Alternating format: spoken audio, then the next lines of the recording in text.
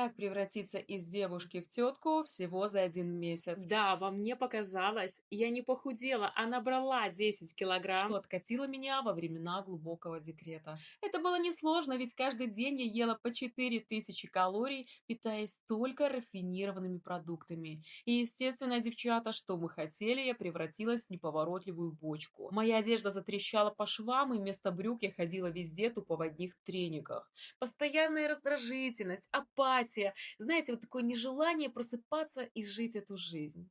Я толстела, чтобы показать вам на своем примере, как сброшу это все за 2 месяца. Но не просто похудею, обвисну, а сделаю на выходе тело фитнес-модели. И совсем не обязательно отказываться от любимых продуктов, голодать, садиться на диеты. Поверь мне, если ты в 26-м тоже не хочешь проходить все лето в кожанке и штанах, тогда подписывайся и повторяй за мной.